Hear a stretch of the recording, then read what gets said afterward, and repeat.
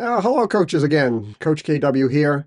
Today we're going to take a look at, we're going to follow on from the last video about playing out from the back. We're going to look at some warm-up and passing patterns that I use that just reinforce some of the things that were in that video. So if you haven't seen that video, click the link wherever it appears or in the description. Go back and watch that one, and then take a look at this video. These are ways that you can set up your team for a passing practice, and while they're doing this practice, they're reinforcing the structures, patterns, directions, angles, support, all the things you want them to do. And you can do this with as few as 4 or 5 kids and as many as 10 or 12 if you're creative on how you place your kids on the field. So let's jump into the graphics and we'll take a look at those right now, okay? Sorry for the interruption, but Coach KW here asking, it would really help the channel if you would subscribe, hit the thumbs up button, hit the notification, and more importantly, share this content with other coaches if it's helped you even a little bit. It helps the channel grow and it helps other coaches find this information. The goal really here is to make sure that every kid gets the best soccer education they can get, and I could use your help with that. Thanks. Okay, let's take a look at some of these warm-up and passing patterns here. So we can vary the patterns that we're going to look at in a few minutes to really mimic the patterns of play outlined when we looked at playing out of the back. If you haven't watched that video, please go watch that. It will really be helpful. It's really important to rotate your players throughout the exercise. Not every player is going to play keeper in a game. We know that. We want to offer it to every player, but we know that not every player is going to be comfortable with that. It's really important, though, that in these exercises, every player plays every position, because they need to gain empathy. That phrase again, that gaining empathy for your teammates so you know what it's like to stand in their shoes. It's super important here because, again, you want to be able to use your goalkeeper as that 7th field player to help in your build out and even maintain possession throughout the game. It's really helpful for every player to know what it feels like so they know, hey, if I wasn't the keeper and I'm passing to the keeper, where would I want the ball? And they'll never get that chance if they never stand in the goal box during some of these exercises. And again, it'd even be great if you have them, even in practices, play keeper every once in a while. I'll always harp on that because I feel it's super important. And it's important to focus on receiving the ball on the back foot. So if that phrase is new to you, what that means is you want the ball to roll past their body to the foot that's furthest from the player that passed the ball. Usually that means that when you receive that ball, your body is now facing in the direction you want to go versus being closed off and not being able to see up the field or into the middle of the field wherever the pressure or the options are. And I'll find a little video or graphic to maybe drop in here to show you what that looks like. But it's a super important skill that we'll work on with lots of other passing drills that we'll eventually look at on this channel.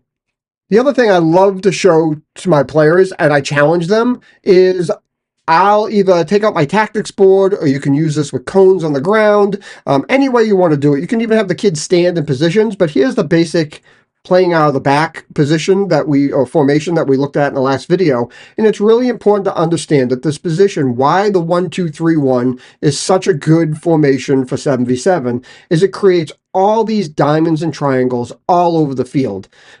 You can see it here outlined. Some are irregular diamonds, some are perfect diamonds. You have triangles, and these are just some easy ones. There's a minimum of 12 here, and there's way more actually, because if you really were to take it, you could say the 1, the 7, and the 9 are a triangle, because if the 8 is slid over a little bit. So again, really, it's giving great angles of support all over the field, and that's why it's such a great formation to play. And you'll see in these passing patterns, we rely on those angles to really make this work as we go forward. So here's the basic setup, here's the basic shape. And what's important to know is, depending on the number of players you have at practice, it's the positions in the middle that you can subtract from to make it work with however many players show up. Even if you have to subtract 2 players, I would subtract 2 players from the 9, because this is the terminus, this is the end point of the exercise.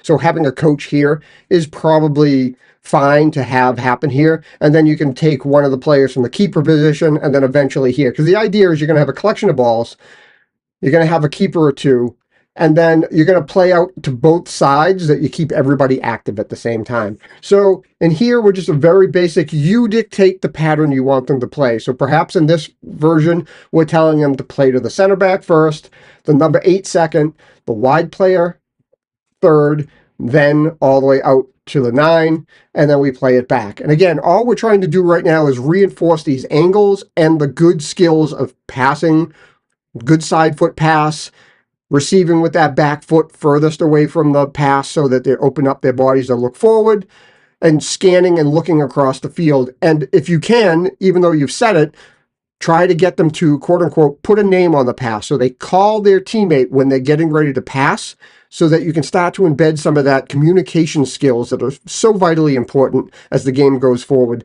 Getting your players to be able to talk constructively on the field is a huge skill that gets overlooked when coaching kids, because it's really super important at the higher levels. And if your team can communicate well early on, they're going to have a huge advantage, because they'll be able to foreshadow and talk to each other and communicate as we go forward.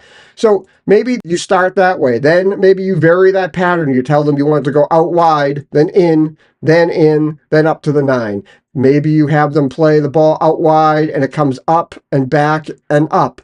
You can vary it in a whole bunch of different ways, but at first, dictate what you want them to do. Be very prescriptive. Let's do this first. Let's do this second. And again, what you're really working on is that passing and receiving skill, the technical skill, while they're learning the tactical knowledge and skill of how to space out, how to receive that ball in space and make those passes. It becomes second nature to them if you reinforce these things.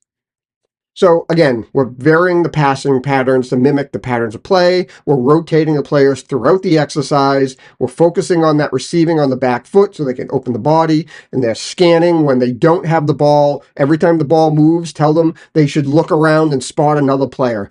And again, what we'll do next is, as they gain confidence, now you can add pressure. So now you can add one teammate on either side that's now going to be pressurizing the activity, so it now becomes a little bit more game-like. And so now their job is, first, maybe you tell them it's passive. You're chasing after the ball, but you're not trying to actively steal it. You're just trying to get in the way. And in that way, now your team is now working on making accurate passes under pressure without having to worry about getting tackled and everything else. We're ramping the pressure up as we go. And as you see, we've worked through that progression, and we've moved the ball up and around, and then we recycle and do it again. And again, rotating your players around.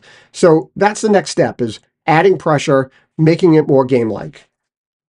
So now we've been directive, telling them what pattern we want to play. Now you can give them some freedom. Now, feel free to pass to whomever, but again, make that stipulation. They have to put a name on their pass. They have to call out to the teammate that they're going to pass the ball to, and then they can have the freedom to pass it in whatever pattern they want.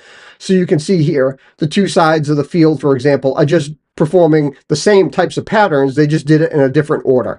So again, giving them some choice to now make it, again, a little bit more game realistic, where they have to decide where the ball goes. Finally, we can do something what's called a directional rondo. Now, if you've never heard of the term of a rondo, basically it's a game of keep away. Man in the middle. Pickle in baseball is a version of a rondo. So the idea is you have a collection of players in a shape, usually a circle, a square. Sometimes there's a player on that team in the middle. And then there's one or two or three players in the middle who basically their job is to try and get the ball from the team, the players that are passing it around them. And so a directional rondo is a rondo in which, instead of it just going random, where you're just trying to make a pass to keep it away from players, and that's a valuable skill to use. It's a great warm-up. We'll look at some of those in another session. A directional rondo is you're using those concepts, but there's an end goal. You're trying to move the ball from one direction to another, and that's what this is. So we're going to use our shape, and now we're going to add pressure, kind of like what we showed in that second grouping where we added passive pressure. Now this pressure is active, and what we can do is we can start with one player, then we can add two, then we can add three, until it's very game-like. So now you see here, we've got players set up. We've got two pressing players. They're already in the middle. If you want, you can make the stipulation they have to start at the halfway line. If your build-out line happens to be this one in your league, then start them there by all means. And now we have one ball. We're trying to move the ball around while those two players are actively trying to steal it. And what you can do is you can set a condition to say, you need to do X number of passes before you can pass it to the 9 or the coach that's standing at the top of the field, or every player has to touch the ball once, every player has to touch the ball twice. You can increase the complexity as your players gain confidence and ability. So maybe start with one player pressurizing. Make sure you swap that player out. It's a lot of running around. Then you add 2. Then you can add 3. And now it's very game-like in that the team is now having to work the ball out from the back while another team is trying to actively take it away from them. So it's a whole bunch of steps that you can use as you go forward with this. So again, in summary, we're using these patterns as a warm-up. Once you've trained them, you could use them before games. You can use them at various practices. Again, you can focus on the technical skills, which are super important right now of passing and receiving. At the same time, you're teaching your players how to use those technical skills in the spaces and the shapes that you want your team to play in, diamonds and triangles. You're focusing on all those good angles, the body rolling across the body for far foot, and scanning. Teaching your players to scan whenever the ball moves, to look to see where their teammates are and their opposition are. You can sometimes have a game that while you're doing this, as a coach, you can hold up 2 different color pennies and you hold them up and the team has to look when the ball is moving and call out what color they see. You can do lots of fun games that way.